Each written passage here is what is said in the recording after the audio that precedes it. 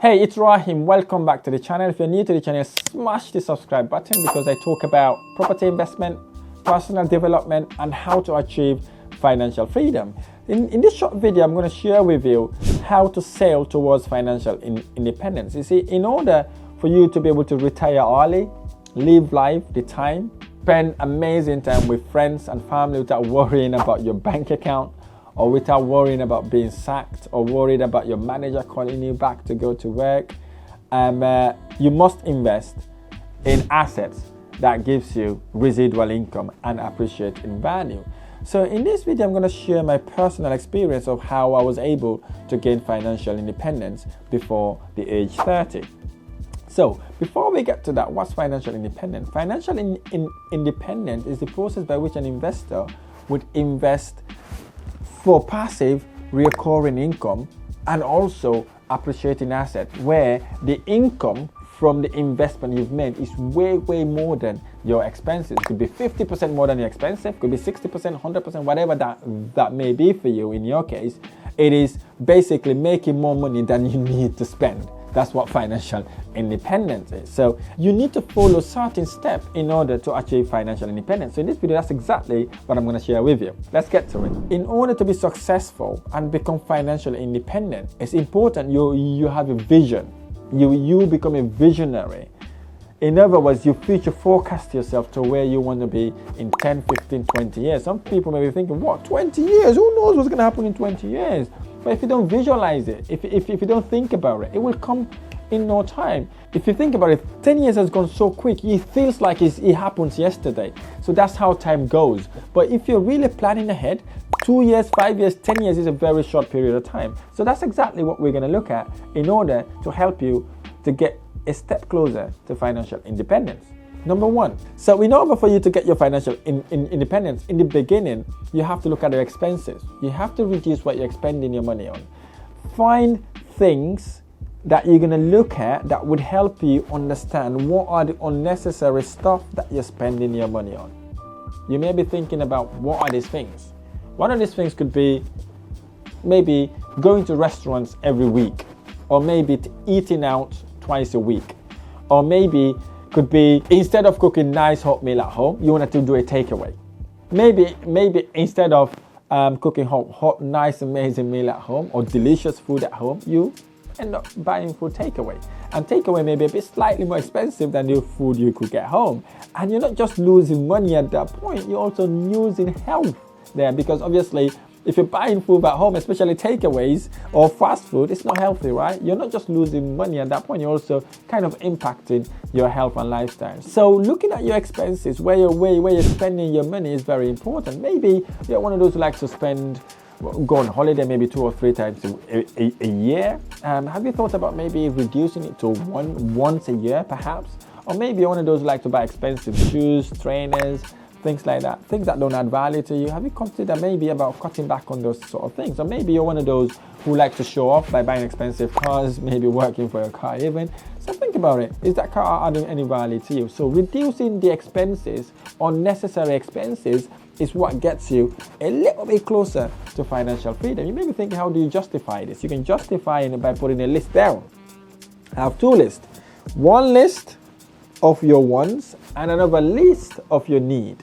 So you look at those 2 things. You look at the things you need, you buy them. Do you think that you want to buy just to look good or please people? Maybe you want to wait a bit more before you get those stuff. So put your money on your needs rather than your wants. And that then helps you reduces your expenses. Are you subscribed to something that you're not really using? Perhaps you want to look into that. And then you do the opposite now. You increase your income. So why do you increase your income? Increasing your income is what gets you to financial freedom. One of the ways to increase your income is by reducing your expenses. So if you reduce your expenses, your income automatically goes up, okay? Because the expenses has gone down.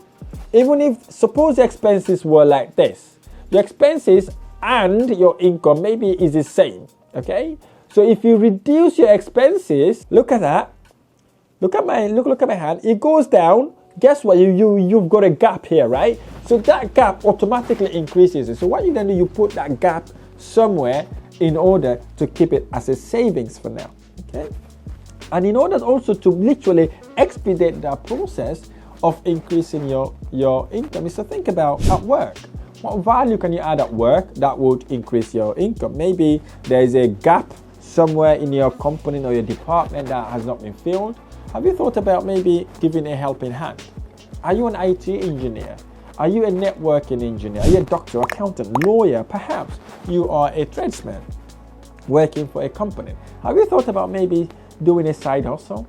Maybe you work for your company, maybe Monday to Friday, maybe Saturday you go out and do your own thing. Perhaps you've got all these skills. You can kind of use, are you an accountant? Maybe you work 5 days a week and then you start doing self-assessment for some other businesses, maybe taxi drivers or corner shops, whatever that may be for you. Maybe you are an engineer. Have you thought about maybe consulting part-time, okay, whilst you're working for full-time? These are the ways you can increase your income.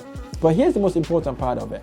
Once you start increasing your income, the last thing you want to do is to increase your expenses.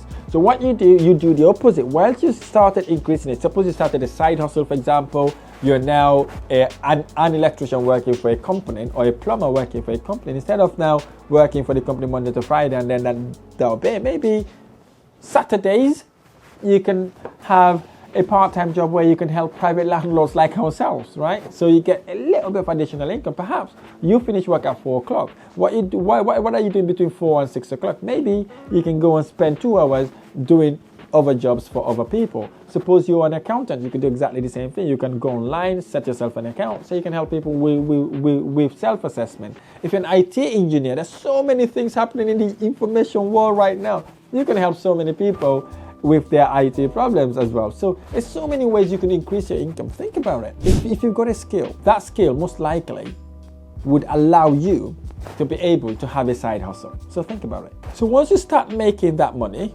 once you start generating that income, the next thing we want to do is to start investing, smart investing.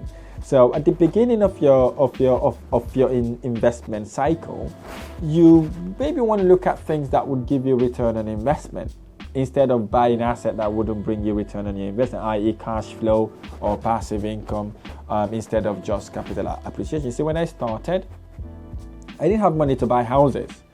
So what I did basically, I look at an asset that I can control that will generate me income.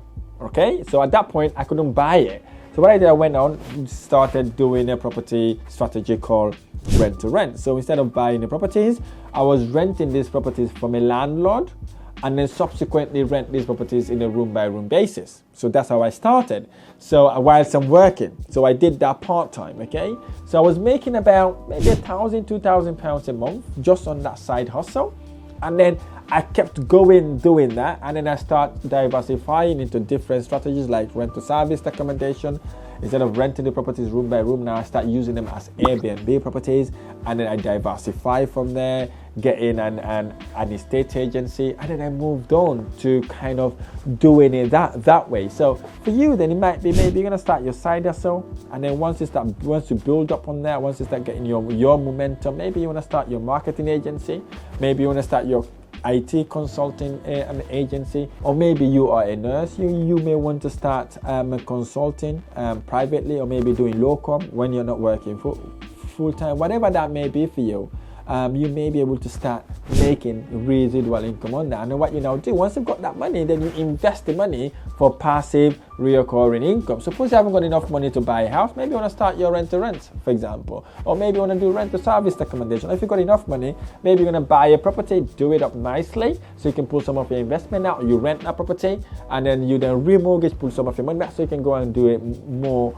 of these sort of strategies whilst you're still doing your job, especially if you like your job. And the final and most important thing that will get you to financial independence, you want to write this down. Write this down is discipline and consistency. In order to be financially independent, you have to apply discipline and consistency. What do I mean by discipline and consistency?